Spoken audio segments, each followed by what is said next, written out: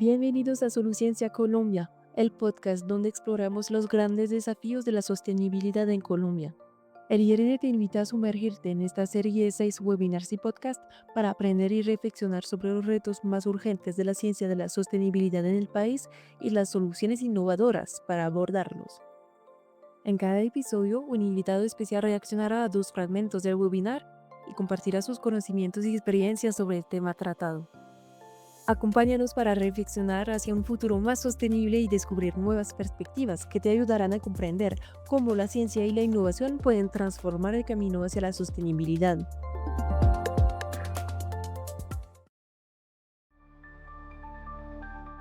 Es un gusto saludarlos y darles la bienvenida a este episodio número 2 de Soluciencia Colombia.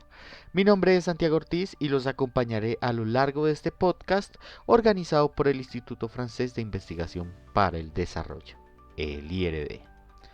Desde hace más de 4 décadas, los equipos del IRD y sus socios colombianos cruzan miradas, disciplinas y saberes a través de alianzas de largo plazo para co-construir soluciones sostenibles de alto impacto y contribuir al fortalecimiento de la resiliencia de la sociedad frente a los cambios globales. Nos alegra tenerlos nuevamente con nosotros para seguir explorando nuevas reflexiones al respecto. También los invitamos a escuchar los demás episodios de Soluciencia Colombia y a revivir sus webinars en el canal de YouTube del IRD.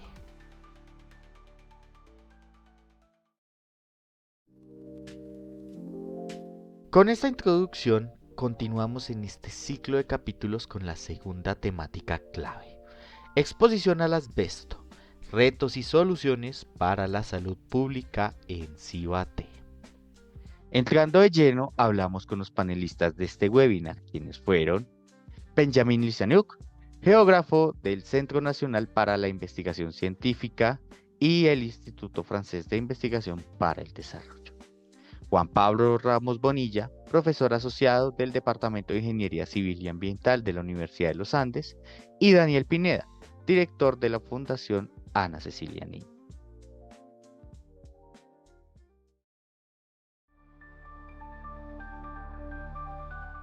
La invitada de hoy es María Fernanda Celi García. Ella es ecóloga de la Universidad Javeriana, con maestría y doctorado en Ingeniería de la Universidad de los Andes. Durante estos 2 estudios de posgrado, dedicó su investigación a la exposición ocupacional al asbesto en talleres de mecánica de frenos en la ciudad de Bogotá, evidenciando el riesgo de este grupo ocupacional. Luego, durante su postdoctorado, también realizado en la Universidad de los Andes, investigó la exposición ambiental al asbesto en Cibate, participando en el proyecto de investigación que es mostrado en el webinar. Realizó actividades de medición ambiental y exposición personal, participó en los talleres participativos y realizó algunas de las encuestas en los hogares de las víctimas del asbesto que se usaron en el proyecto. Actualmente es inspectora de asbesto y consultora técnica del GESTAM, que es una empresa ambiental de Manizales que ofrece servicios de inspección del asbesto y de gestión integral del asbesto instalado a nivel nacional. María Fernanda, bienvenida a este podcast de Proyecto Soluciencia Colombia. ¿Cómo está? Muy bien, muchas gracias Santiago por la invitación. Muy contenta de haber recibido las comunicaciones para poder hablar sobre este proyecto de investigación tan bonito y sobre este tema que se requiere tanto en estos momentos.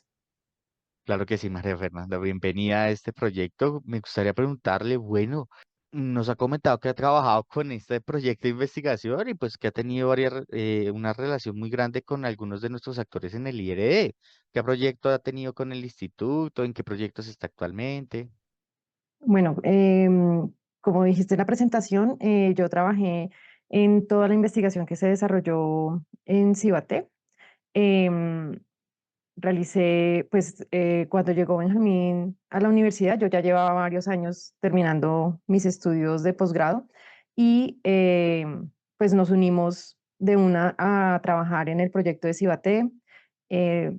Tenemos varias publicaciones conjuntas porque pues como grupo de investigación todos aportábamos en diferentes aspectos para lograr las investigaciones. Y pues con todos esos aportes fue que encontramos todo el tema de la capa que hay enterrada de asbesto friable en el municipio.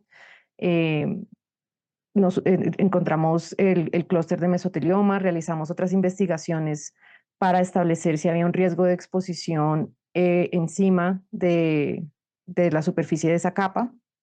Y, y pues fueron muchos años trabajando, realizando pues los talleres participativos, todo lo que es la escritura de los artículos y todo eso, pero pues además pues forjando una amistad muy bonita que se generó pues entre nosotros, con otros estudiantes de la universidad, porque pues era un grupo de investigación en donde participaban estudiantes de pregrado, estudiantes de maestría, estaban los profesores, todo el equipo internacional también, que pues a la distancia, a través de correos y de videollamadas, era que pues manteníamos la relación y pues los estábamos al tanto de lo que cada persona estaba haciendo para poder llevar a cabo estos proyectos. Bueno, María Fernanda, muchísimas gracias por el contexto. Qué bonito es ver que este proyecto ha avanzado y avanzó con muchos actores, con muchas personas involucradas y que pues realmente nos hizo caer en cuenta de algo que no sabíamos y que finalmente pues ha avanzado en varias leyes y legislaciones y que nos ha enseñado que es un material peligroso que debemos empezar a cambiar. Bueno, María Fernanda, vamos a analizar el primer fragmento que elegimos del webinar número 2, en el que Benjamín Lizaniuk relata cómo se consolidaron las alianzas internacionales y comunitarias para enfrentar el reto de documentar el impacto del asbesto, destacando la importancia de la colaboración entre actores locales y extranjeros en este proceso. Aquí tenemos el audio, así que escuchemos. En el año 2016 nosotros nos encontramos en un congreso en Roma, tú presentando los primeros resultados del estudio que empezabas en Civate y yo trabajando sobre un caso bastante similar en el norte de París, Francia, donde yo trabajaba desde los años 2010 sobre los impactos de una fábrica de asbesto en el norte de París, tratando también de ubicar en el espacio tanto los pacientes, las víctimas, que la magnitud espacial de la contaminación. Y es a partir de este momento que decidimos, bueno, conversar los dos y ver si había la posibilidad de eventualmente colaborar alrededor del caso de Cibate. Yo hice una primera visita en Bogotá en el año 2017, donde te encontré en la Universidad de los Andes y finalmente a partir del año 2018 y gracias al sistema de expatriación del IED, tuve la oportunidad de pasar 5 años en la Universidad de los Andes como investigador del IED y profesor adjunto en la Facultad de Ingeniería Civil y Ambiental. Quizás vamos a hablar de esto más adelante, pero mi contribución basada en, en mi disciplina, la geografía, fue tratar de entender la repartición espacial del asbesto en Cibate.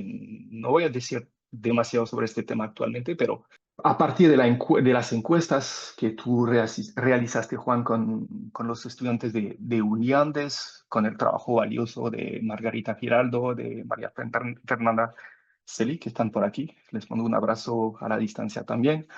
Ah, en- Hemos escuchado por parte de la comunidad cosas sobre zonas de depósitos, zonas posiblemente rellenadas con asbesto en Cibate. Y es a partir de este momento que nosotros empezamos a trabajar realmente juntos en Cibate.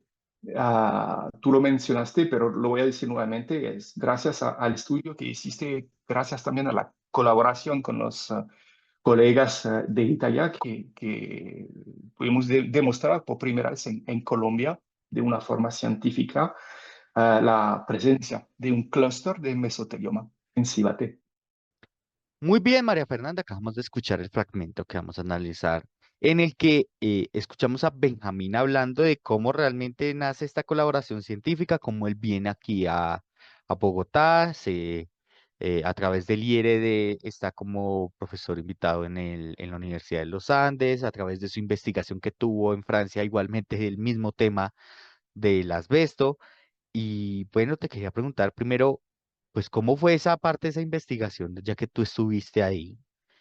Y segundo, ¿cómo fue que a través de llegar a esas muestras de esa investigación que estaba haciendo Juan Pablo, que comenta el propio Benjamín, pues llegan a encontrar ese estudio y encontrar ese mesioteloma del asbesto en Cibaté? ¿Cómo llegar a ese punto?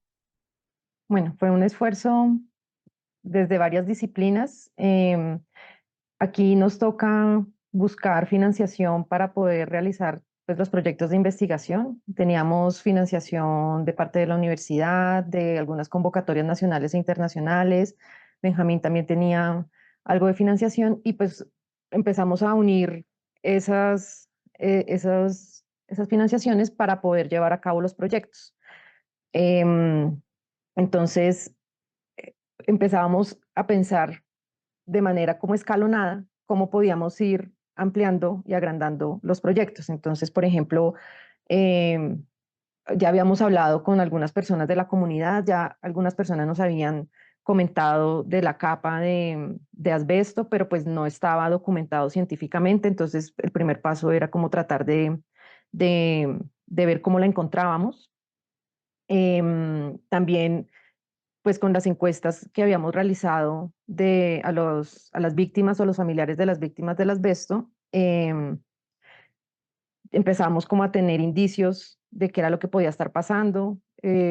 Poco a poco empezamos a agrandar el proyecto, empezamos a hacer los talleres participativos, hicimos también los muestreos de los que habla Benjamín y Juan Pablo en el webinar, que hacíamos las excavaciones y cuando nos dimos cuenta de lo que nos estábamos encontrando, pues tuvimos que hacer todo el proceso para tapar eso y que no se pudiera haber probabilidad de que las personas pudieran exponerse a esa capa. No nos imaginábamos que fuéramos a encontrar una capa de asbesto friable. En realidad pensábamos que era que íbamos a encontrar fragmentos o pedazos de asbesto cemento enterrado.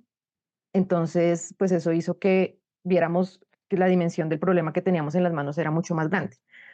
Y pues eso hizo también que empezáramos a correr para poder hacer más proyectos. A medida que tú publicas algo, te da la opción de buscar más financiación para continuar con esa investigación. Entonces nosotros hacíamos, publicábamos, buscábamos financiación, publicábamos, buscábamos financiación y así poco a poco se fue ampliando el proyecto y pudimos pues llegar a no solamente a los resultados del clúster que ya fue como el paso inicial, sino pues a desarrollar otras actividades de investigación, generar otros proyectos, hacer también como más colaboraciones con investigadores internacionales que además pues estaban encontrando o habían encontrado en el pasado resultados similares a los que nosotros estábamos encontrando ahorita en Cibaté. Muy bien, María Fernanda. Muchas gracias por el contexto y hemos hablado muchísimo sobre que a través de pequeños financiamientos y de pequeñas publicaciones ustedes tenían que buscar más recursos y pues encontrarse con esta falla que uno dice, uy, ¿qué es que encontramos? ¿Cuál fue como esa caja de Pandora que pasó allá abajo? Pero a mí me gustaría también hablar un poco de, de esa relación que trajo Benjamín en su investigación que tuvo en París, porque parece que fue como por el mismo lado. No sé usted qué tenga para decirnos. Sí, desafortunadamente ha habido varios casos parecidos al de Cibaté en otros países, donde la historia del asbesto ha sido así tan fuerte.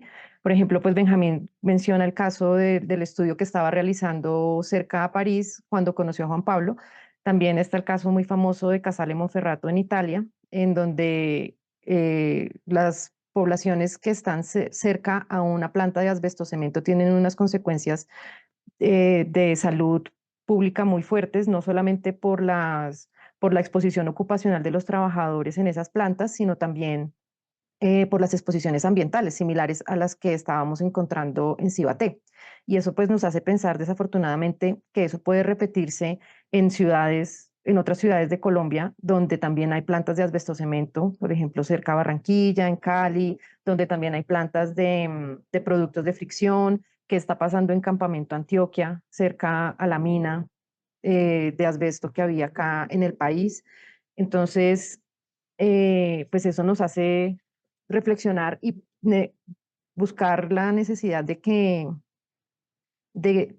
hacer investigación en estos sitios. Y también algo muy importante es tener en cuenta a la comunidad y su conocimiento, porque si las personas de Cibate no nos hubieran contado esto durante las encuestas o durante los talleres participativos, a lo mejor no habríamos eh, puesto los ojos en esa situación.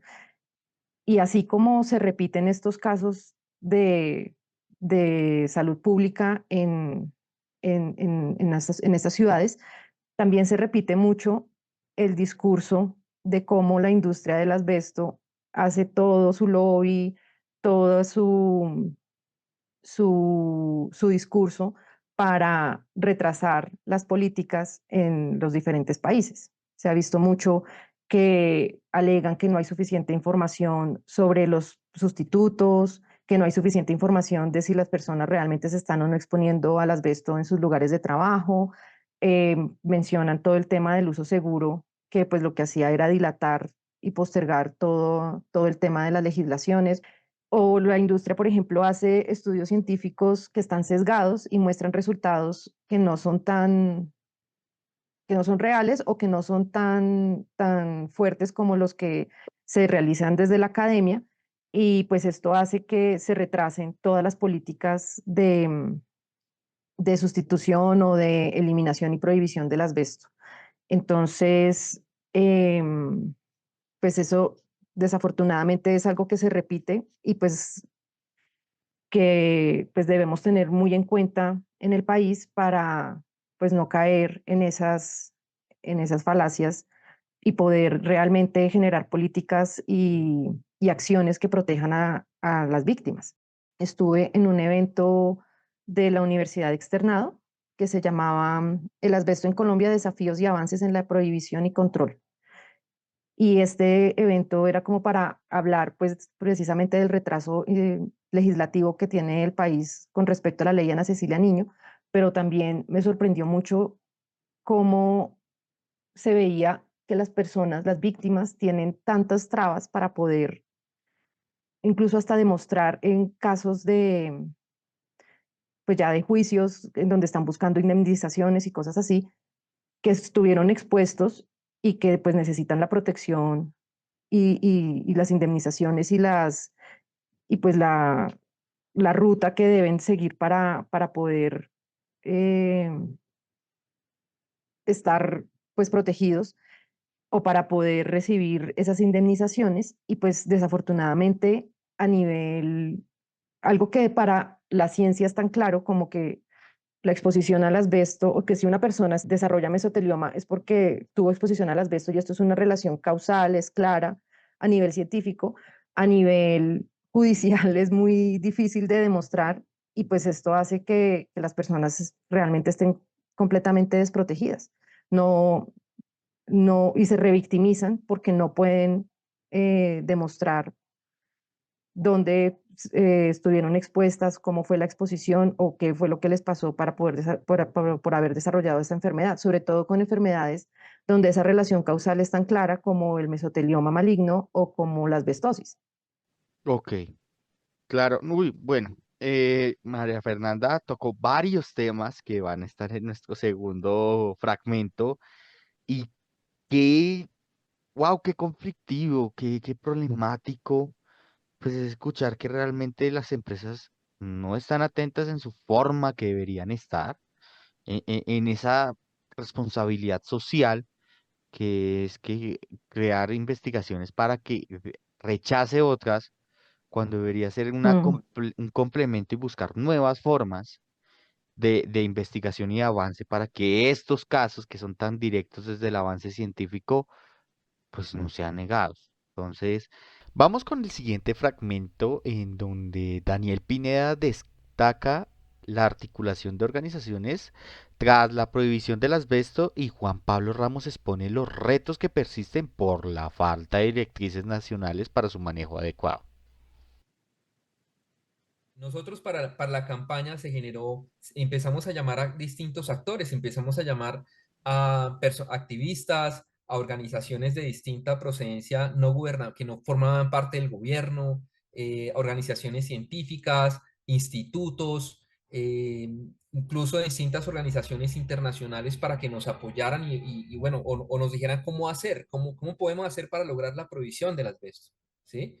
Y todo eso se fue enriqueciendo y se fue juntando y se fue armando una sinergia importante, pero no es la misma sinergia que, que se ha generado ahorita después de la prohibición con la elaboración de las políticas públicas. La elaboración de estas políticas también debe tener un factor muy importante y es que desde la Comisión Nacional para la Sustitución del Asbesto, desde los organismos, Ministerio de Salud, Ambiente, Trabajo, para que esa rueda se vaya moviendo en la dirección correcta. Y lo que yo veo es que lastimosamente quienes más están pendientes de eso, quienes de qué pasa, qué sucede, cómo se mueven las cosas, pues es la industria que ha manejado, que manejó el asbesto en Colombia durante mucho tiempo. Hay como una demora inaceptable en toda esa reglamentación.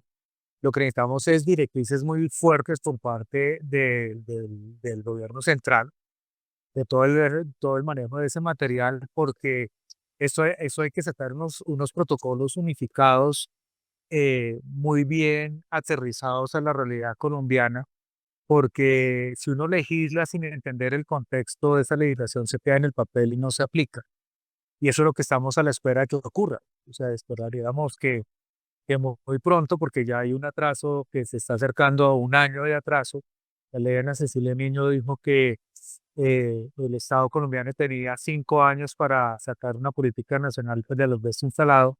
Ese plazo se cumplió en julio del 2024 y ya el próximo julio ya se cumple el primer año de atraso de esa política nacional de las asbesto instalado.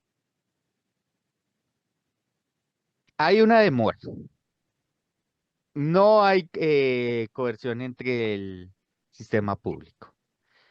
Hay muchas cosas de las que tenemos que hablar y que nos caen perfecto porque compartimos con la primera pregunta. Ahora, María Fernanda, te pregunto lo siguiente, ¿cómo vincular a esos diferentes públicos a los que deberían estar y no están pendientes, a los que están pendientes pero que no, pero que están pendientes de una forma que no debería Mm. ser, sino de una forma un poco defensiva, que ya lo hemos hablado, sector público a los que deberían estar y sector privado a los que están pero no como deberían estar? ¿Cómo vincular a los que queremos, a las víctimas, a la sociedad civil? Cuando ya estamos a puertas, estamos a 2 meses al momento de esta grabación, 2 o 3 meses, Ujú. de un atraso con la ley de Ana Cecilia Niño y con esa política nacional de asbesto desinstalado, de transformación, de cambio. ¿Cómo hacer esa vinculación con, con estos públicos cuando cada uno está por su lado? Sí, es muy difícil, desafortunadamente, porque este problema es muy grande.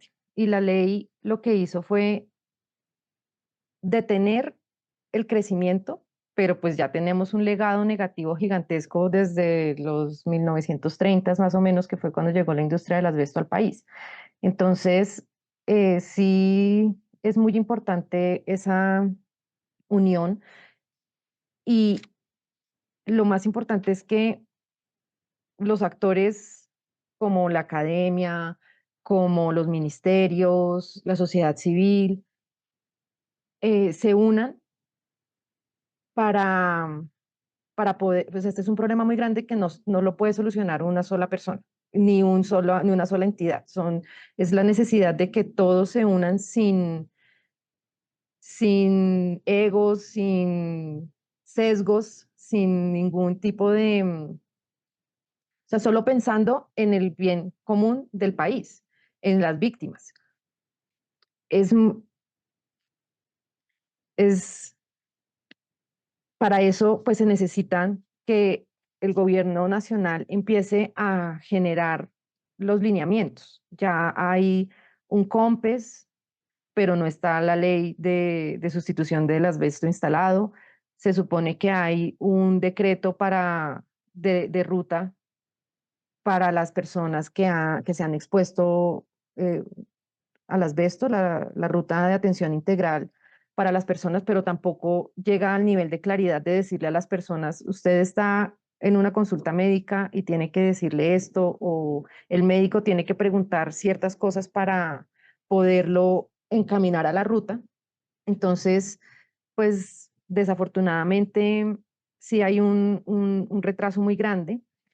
El Estado, pues, o mejor dicho, desde la sociedad civil y desde la academia se hicieron muchos avances y fueron importantes para la parte de la prohibición. Ahorita también es importante todo el tema de vigilancia para las comisiones que se han formado, para las mesas técnicas que se han desarrollado a partir de los diferentes ministerios para poder desarrollar estas legislaciones.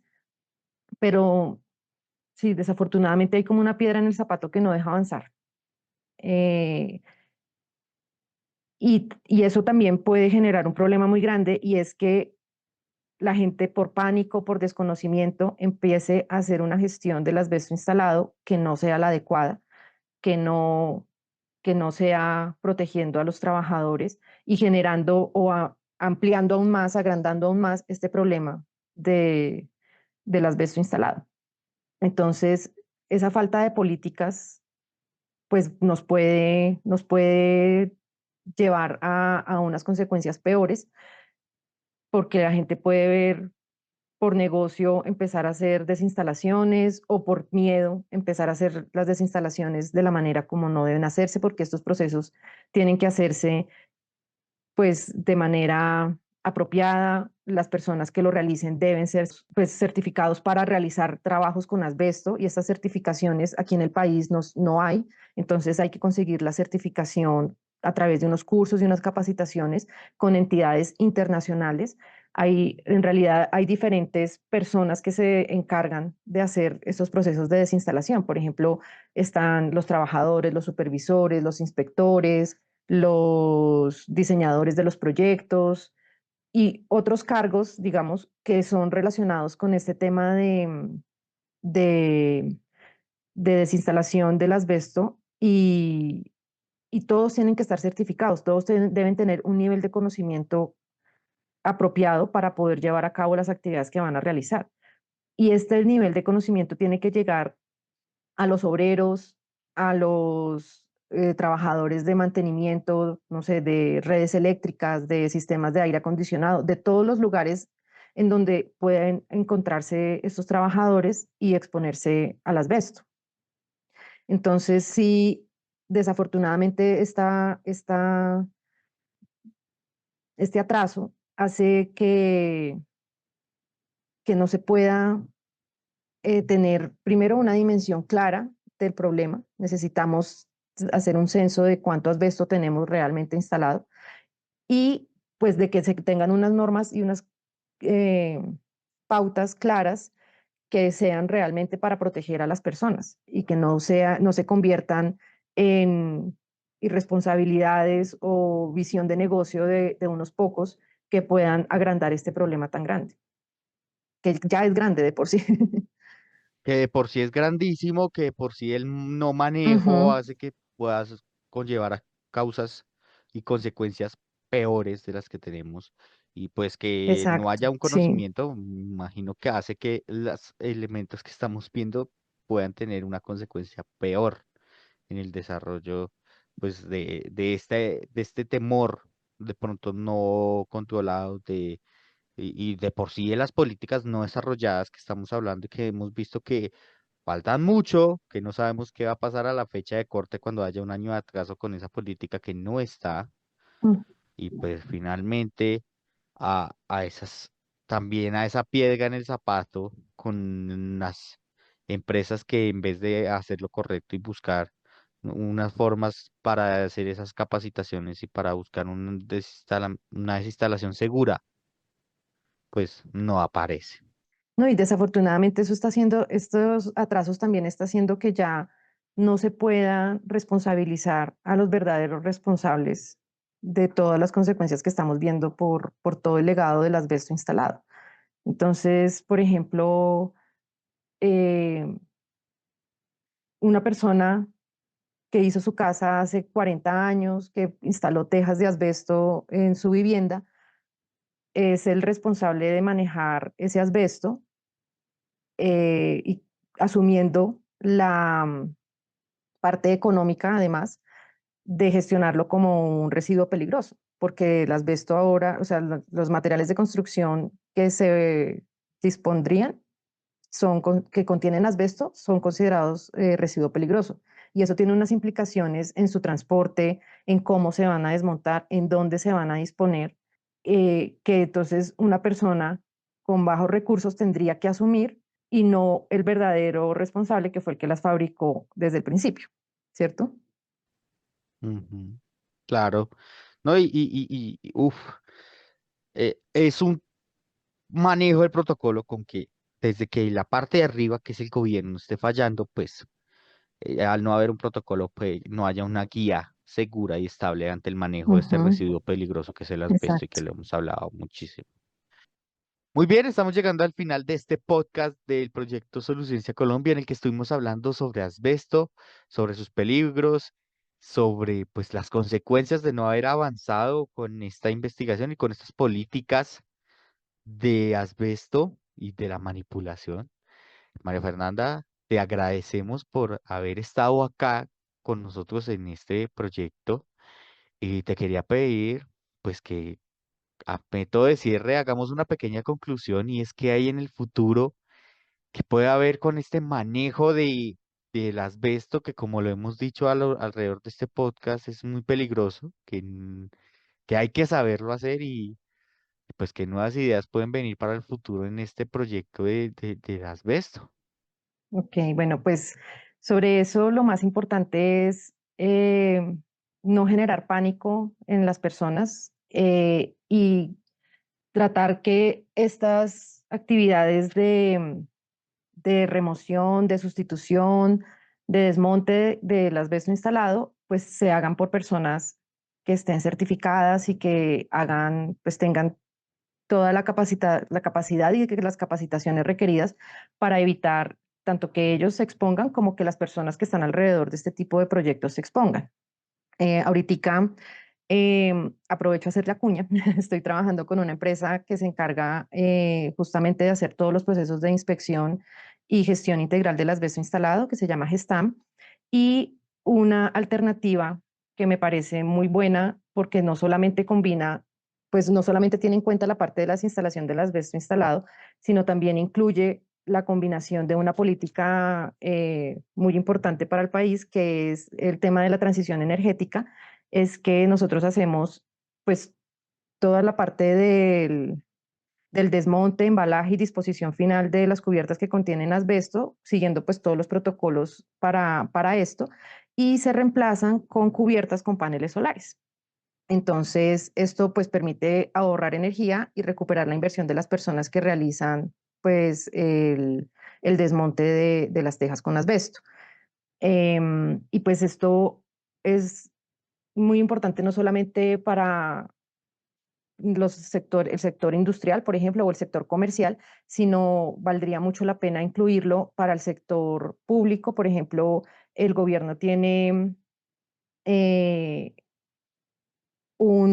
el FENOGE, que es el Fondo de Energías No Convencionales y Gestión Eficiente, que busca invertir para que las escuelas distritales y las instituciones educativas distritales se transformen a, o tengan esta energías renovables en sus instalaciones. Y también hay otros proyectos como el programa Colombia Solar para personas de estratos 1, 2 y 3, que también busca financiar este tipo de sustitución, pero lo importante es que se hagan primero haciendo el desmonte bien de las tejas con asbesto y no instalándolas encima, porque pues esto alargaría el problema y quitaría la vida útil de estos proyectos, digamos.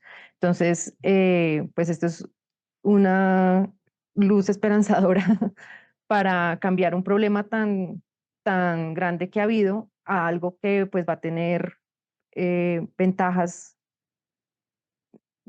a mediano y largo plazo también. Incluso las personas, los empresarios que quieran hacer esta transición también pueden hacerlo con inversiones directas o indirectas, de las que después se verían beneficiados porque pues tendrían ahorros energéticos y ya no tendrían el problema del asbesto instalado en sus edificaciones. Bueno, muy bien, muchísimas gracias por la reflexión. Hay algo de esperanza en este proceso un poquito Ujú, caótico, un poquito desarmado. Entonces, sabemos que puede haber un buen desarrollo y que hay soluciones que no solamente evitan la instalación y el tener el asbesto, sino también cambiar por un método eficiente de energía que pueda sustituir y que pueda sobrellevar consumos de una energía como también son los paneles solares que ha comentado. exacto. Bueno, María Fernanda, muchísimas gracias por estar en este proyecto Soluciencia Colombia y agradecidos por las reflexiones y por los elementos de análisis que podemos tener para un futuro con el caso del asbesto. Muchísimas gracias a ustedes por la invitación y a la orden, eh, lo que necesiten. Para concluir, queremos agradecerles sinceramente por habernos escuchado en este segundo episodio de nuestro podcast de Soluciencia Colombia. Recuerden que el webinar está disponible en nuestro canal de YouTube para que puedan revisarlo en cualquier momento. Les invitamos a seguirnos para estar al tanto de los próximos proyectos del IRD en Colombia. En nuestra página de Facebook IRD en América Latina, nuestra página de Instagram @IRD Ecuador Colombia, nuestro canal de YouTube @IRDFR IRD y puede escuchar nuestra serie de podcast en todas las plataformas como Spotify, Apple Podcast, Deezer y demás. Búsquenos como Soluciencia Colombia. Además, contamos con una página web dedicada al proyecto donde podrán encontrar todos los replays de los webinars y los podcasts. Gracias nuevamente y hasta una próxima oportunidad.